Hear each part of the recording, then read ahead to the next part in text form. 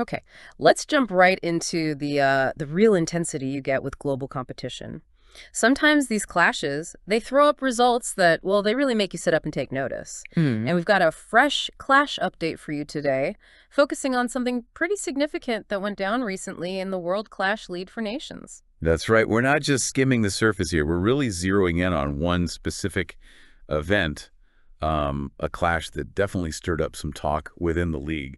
We're talking about Ireland versus Jamaica, highly anticipated. Very much so. And the judges' findings that we're working from here, they don't mince words. They actually called this one pitting Ireland's Barbara Craig and Jazzy against Jamaica's Samantha J and Spice. Yeah. They called it the Battle of the Girl Giants. Yeah, that's quite a label, isn't it? It immediately frames it as a top-tier encounter, high stakes. Absolutely. And our goal with this clash update is, well, it's pretty specific. We're taking only the information presented in the judges' findings, their reports, their results, and using just that to figure out what exactly happened. We'll look at the performances as the judges reported them and think about what this might mean for the bigger picture in the World Clash League. It's really important to stress we're sticking strictly to what's in these judges' reports. Exactly. Sticking to the script, so to speak, the script provided by the judges. And you might be listening and thinking, okay, why this clash? Why should I care about this specific update? Mm, Well, like you said, it's more than just who won or lost a round. This event, detailed the way it is by the judges, gives us some really valuable insights. You get a sense of the strategies, the strengths these artists bring, the kind of pressure they're under on that world stage. definitely. And it's this sort of convergence of styles too, right? You've got Ireland's sound clashing with Jamaica's, all in this really intense competitive setting. Yeah. So by unpacking what the judges found, you get a kind of shortcut, really, to understanding the dynamics, the forces at play in the league, but seen through the lens of this one very significant event. Right. So to really get a handle on this Battle of the Girl Giants, we should probably set the stage first.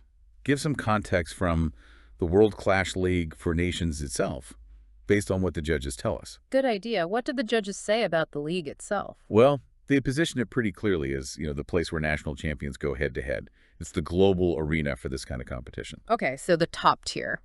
And the story of this particular clash gets interesting right away because of who's involved. The judges make it clear. Ireland walks into this as the current World Clash League for Nations champion. Yep.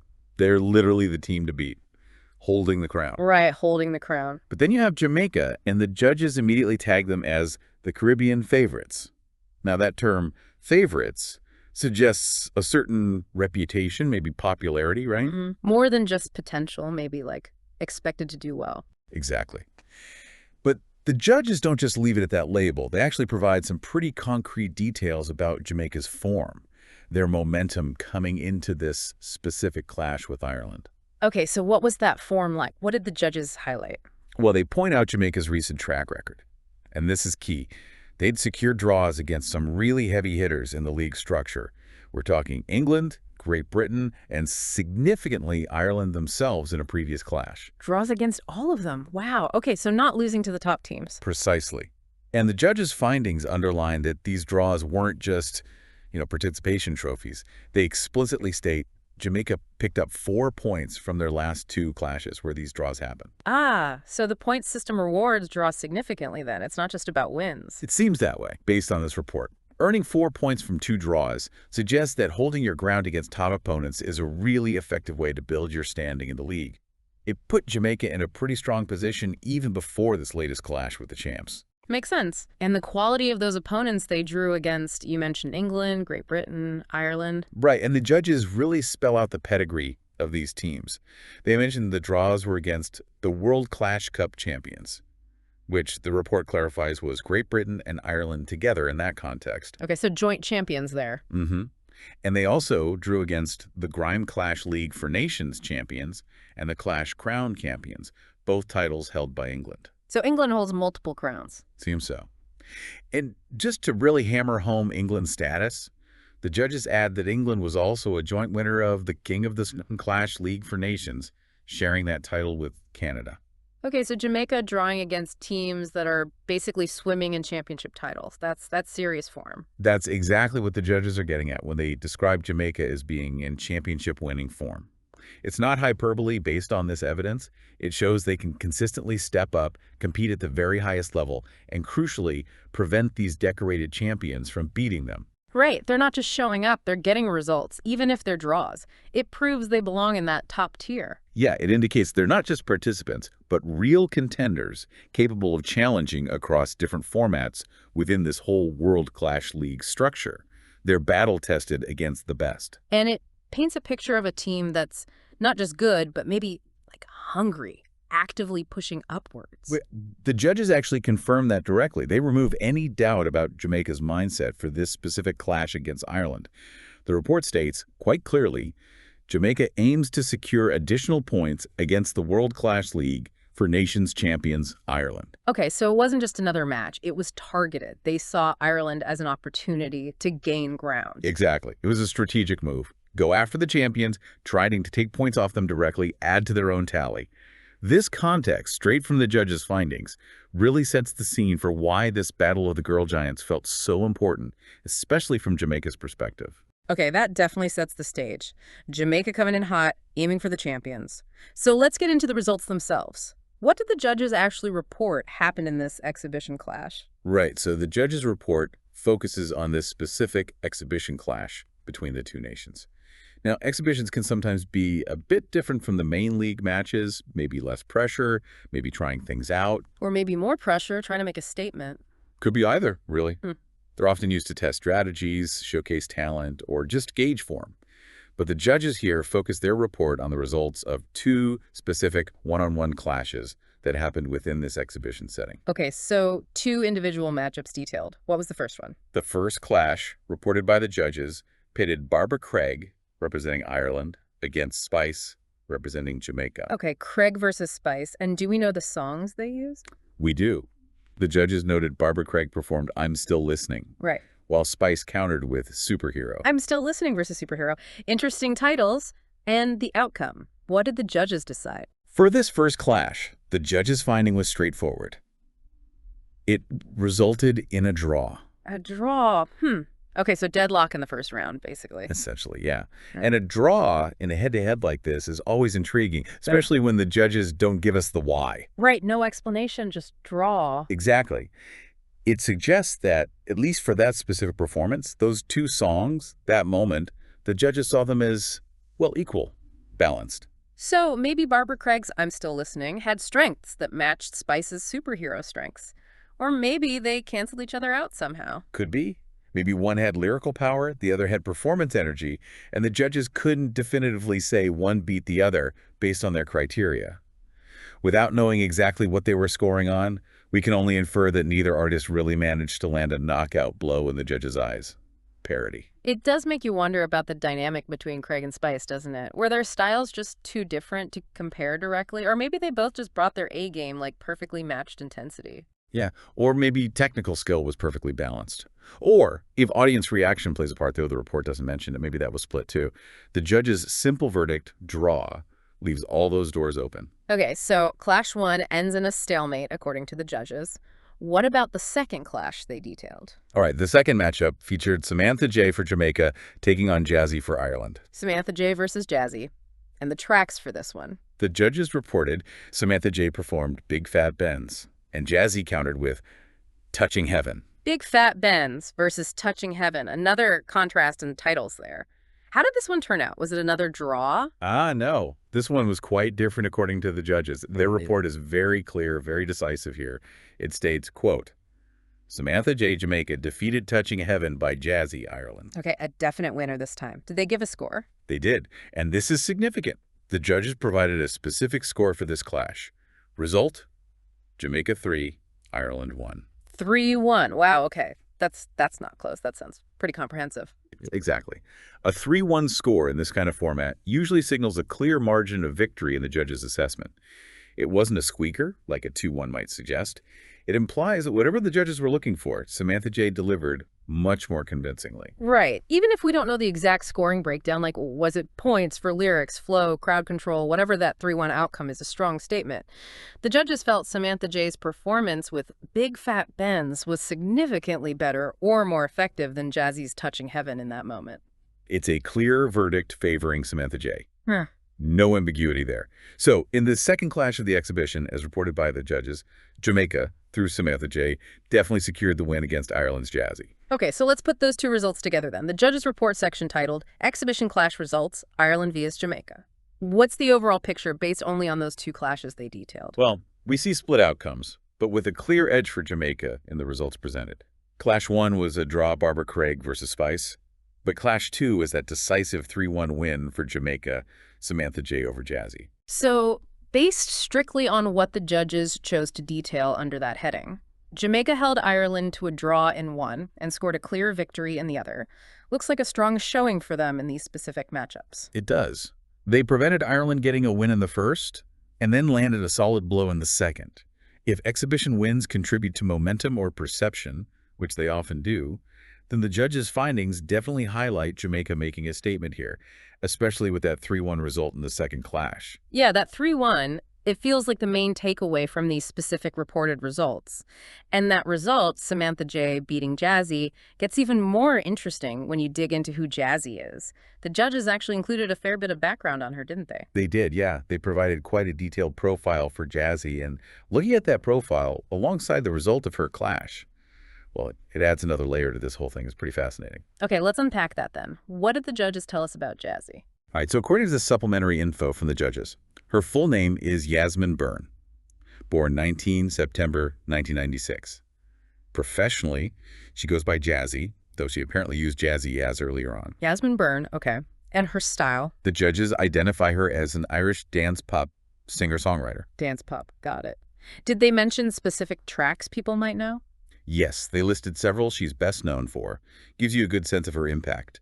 Collaborations like Make Me Feel Good and Don't Stop Just Yet, both with belters only. Also Zeros, which was with Casso and Hetty One, and Some Days with Sonny Fodera and D.O.D. So lots of collaborations with known dance acts. Exactly. And importantly, they also highlight her big solo single, Giving Me. Okay, Giving Me. We'll probably come back to that. Did the judges mention how she got started, her early career? They did trace it back. According to their info, she started making moves around 2020 with a Dublin band called Powerful Creative Minds. That's when she was using the name Jazzy Yaz. Powerful Creative Minds. Okay, what did they release? The judges note a few tracks from 2020. Baby Maybe, Vivid Dreams, and then later that year, Problems of These Days and Hope is Good, Change is Real. Right. Those last two tracks apparently landed on an EP released in December 2020, which the report just calls EP Tag 39. EP hashtag 39. Okay. Anything else from that early period? Uh-huh. The judge's notes mentioned she featured on a track by Ben Rainey called Let Yourself Go in March 2021. They clarify it was a cover of that Big Room 5 track, Make Love. Ah, okay. The Make Love cover. Gotcha. And then Powerful Creative Minds put out another EP, Am I Wasting Time, in August 2021, and a single, Do for Love, in October 2021. So quite a bit of activity with that band, laying the groundwork, it seems. Yeah, sounds like a busy couple of years building things up. But then came the bigger success, right? The collaborations. Exactly. And this is where the judges provide some really striking details, particularly around her chart success in Ireland and the UK. Seems like this is a major focus of their background info. Okay, so let's hear it. What did they highlight? So November 2021, she's the lead vocalist on that Belters Only track, Make Me Feel Good. And this one blew up. How big? According to the judges, it hit number 4 on the UK singles chart, which is huge. Number 4 UK. Yeah, that's massive. And in Ireland. Even bigger. The judges state it went all the way to number 1 on the Irish singles chart, straight to the top. Number 1 in Ireland. Wow. And here's where the judges add that crucial historical context. By hitting number 1, Belters Only and Jazzy became the first Irish dance act to top the Irish charts since. Wait for it. Mark McCabe with Maniac 2000. No way! Maniac 2000, that's legendary. So they're putting her achievement right up there with that. That's what the judges' report does, yeah. Connects her breakthrough directly to this massive, iconic moment in Irish music history. Really underscores how big a deal Make Me Feel Good was back home. That's incredible context. Okay, so massive hit with Belters Only. What came next, according to the judges? They mention a second single with Belters Only, Don't Stop Just Yet, which came out in March 2022. This one charted too, reaching number 84 on the UK singles chart. Okay, still a UK chart entry, though maybe not the same level as the first one. Fair enough. But then the judges detail her solo debut, which was clearly another major milestone for them to highlight. March 2023, Jazzy releases her first single under her own name, Giving Me. Right, Giving Me. How did that one do? Did it match the success of the collaboration? It absolutely did, arguably even surpassed it in some ways. The judges report it peaked at an impressive #3 on the UK singles chart. Number 3 UK solo, that's huge. Huge. And back in Ireland, straight to #1 again. Another Irish #1. So she repeated the chart-topping success, but this time completely on her own. Exactly. And the historical significance the judges attach to this solo #1 is even more striking, perhaps. They state that reaching #1 with Giving Me made her the first Irish solo female artist to top the Irish singles chart since. Julianne Deneen with Do You Believe, way back in 1997. 1997. Wow, that's a long time. So she broke a nearly 26-year gap for Irish solo women at the top of the charts. According to the judges' information, yes. That's another major historical marker they've attached to her name. Paints her as a real trailblazer. Unbelievable. Any other milestones with Giving Me? One more key one the judges included. They noted that with Giving Me, she also became the first Irish female artist ever to reach #1 on Spotify. First Irish woman to hit #1 on Spotify. Okay, so topping the official chart and the biggest streaming platform, that shows massive reach, not just traditional sales or radio. It resonated digitally, globally. Precisely. It demonstrates huge contemporary appeal alongside that historical chart success. So yeah, the picture the judges paint of Jazzy is one of undeniable, significant, history-making mainstream success. Multiple #1s, breaking records. It's quite the resume they've laid out. Did they give any insight into her, musical style or influences beyond just dance pop? A little bit, yeah. They referenced an interview she did with the Irish Post in March 2023. In it, she apparently credited Lauryn Hill as a major influence, saying Hill inspired her to start singing in the first place. Lauryn Hill. Okay, that's a foundational, powerful influence. Anyone else? She also named some more contemporary artists. People like Ray, Liza Rose, Carla Monroe, Haley May, and Karen Harding. Ah, okay. So that mix makes sense, doesn't it? The soul and depth perhaps hinted at by Lauryn Hill combined with current figures in the UK dance and pop scene where she's clearly thriving. Yeah, it gives you a sense of the potential blend in her artistry. The judges also included a few personal background details, which kind of grounds the success story a bit. Like what? They mentioned she was born in Dublin, grew up in Crumlin, an area of Dublin raised by her single mother, has siblings, attended St. Agnes's primary school, and interestingly, learned the violin there. Learned the violin. Okay, so some early formal music training perhaps, beyond just singing. Possibly. And they included one other detail that's quite relatable, provides some real perspective on her journey. What's that? Apparently she used to work at Tesco. Really? Worked at the supermarket. That does ground it, doesn't it? Yeah. From Tesco checkout, maybe, to #1 hits and breaking records? Exactly. It highlights the contrast, the journey she's been on. Adds that human element. Okay, so a really comprehensive picture. Chart dominance, historical milestones, influences, Dublin roots, even the Tesco job. Now, wasn't there one more detail the judges included, something connecting her back to this specific clash? Ah, yes. And this is where it gets particularly layered, especially given the context of Ireland versus Jamaica. The judge's profile includes the detail that Jazzy is of part Jamaican descent through her estranged father. Wow, okay. Part Jamaican descent. So, competing for Ireland against Jamaica has a direct personal connection, a heritage link to the nation she's competing against. Precisely. Yeah. It adds this whole other dimension, doesn't it? It's not just nation versus nation for her. There's this personal, complex heritage tie involved.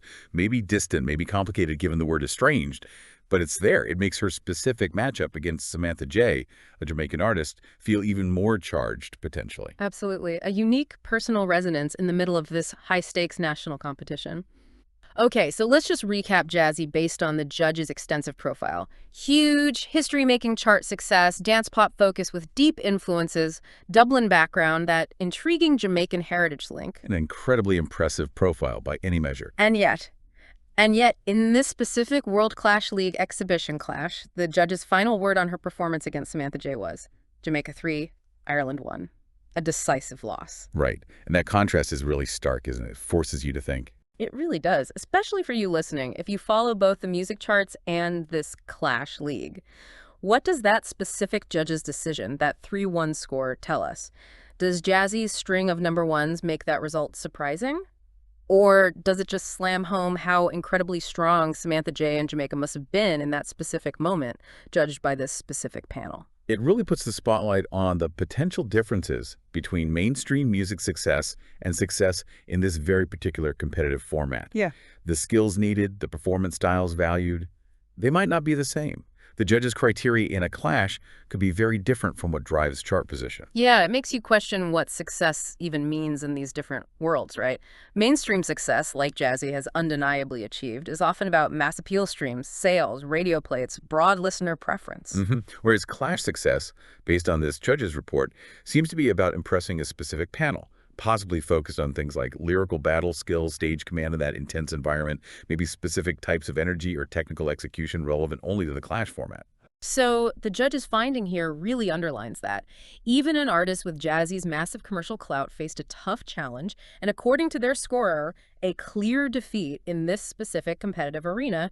It shows that excelling in one area doesn't automatically translate to winning in another, especially when the rules and the judges are different. It's a powerful reminder of the unique demands of the World Clash League. Okay, so let's pull back a bit now and look at the overall judges' findings from this Ireland-Jamaica exhibition.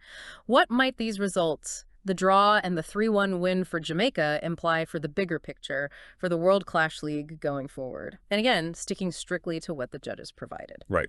So the outcomes reported were Clash 1, Barbara Craig versus Spice, a draw. Clash 2, Samantha J versus Jazzy, a 3-1 win for Jamaica. Looking at those, what strengths did each side show, according to the judges? Well, the draw suggests parity, like we said. Barbara Craig and Spice were judged as equals in that moment. Ireland didn't lose, but Jamaica didn't lose either. They both held their ground. Exactly. Neither nation yielded in points, so to speak, in that first reported battle. But that second result, the 3-1, that's a much stronger statement from the judges about Jamaica's performance in that specific matchup. Yeah, it clearly signals that Samantha J's Big Fat Ben's performance was judged as significantly more effective or compelling than Jazzy's Touching Heaven. Whatever the judges were scoring, Samantha J dominated that particular exchange. It highlights Jamaica's ability to deliver a winning performance in that head-to-head. So if we only look at these two specific clashes detailed by the judges from the exhibition, Jamaica definitely comes out looking strong. They got a draw in one, stopping the champions from winning, and then they secured a decisive victory in the other against a high-profile Irish artist. So what does that mean for the league? We know Jamaica had that championship-winning form coming in, drawing against all those top teams. Right. The judges established that context. Yeah. Recent draws against England, Great Britain, Ireland, earning points, showing they can compete with the elite without being beaten. They consistently proved they could hang with the best. Exactly. And now, this exhibition result, as reported by the judges, adds another layer. It shows Jamaica securing a win in an individual clash against the current champions. While we don't know if exhibition results directly translate to league points, it's a huge indicator of current form and capability. It sends a message. It says they're not just spoilers who can force draws. They can actually land punches and win rounds against the very top team, at least according to this judging panel in this format. Precisely. For Ireland, the champions, these findings are maybe a bit of a wake-up call. A draw isn't bad, but that 3-1 defeat in the second clash, it might suggest a potential chink in the armor, or maybe it just highlights the sheer intensity of the challenge coming from teams like Jamaica who are pushing hard. It definitely shows their reign is being seriously contested. And remember, the judges said Jamaica's specific goal was to secure additional points against Ireland. So their recent draw history, plus this exhibition result featuring a draw and a win against the champs, it looks like they're successfully executing that strategy, chipping away, making inroads. Absolutely. The judges' findings from this Battle of the Girl Giants exhibition really seem to solidify Jamaica's status as a major force, operating in that championship-winning form. The report shows they can draw with the best and beat the best in individual clashes. It paints a picture of fierce competition right at the summit of the World Clash League and really showcases Jamaica's determined push. Okay, so that wraps up our Clash update, drawing everything directly from those specific judges' findings for this Ireland versus Jamaica exhibition. We've covered the context, the Battle of the Girl Giants narrative, the specific results, Craig versus Spice ending in a draw, and Samantha J's big 3-1 win over Jazzy.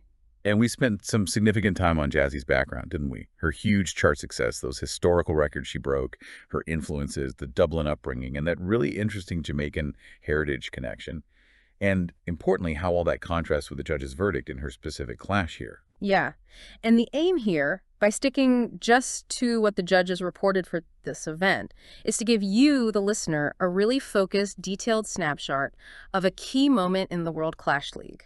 A way to quickly understand the artists, the dynamics, the pressures, all through the lens of what the specific report highlighted. And really what this particular judge's report leaves you thinking about goes a bit beyond the immediate scores. It kind of prompts bigger questions about success and competition in different fields. Oh, so? Well, think about Jazzy again. You have her incredible, documented, historic, mainstream success #1s, Spotify records, and that personal Jamaican link.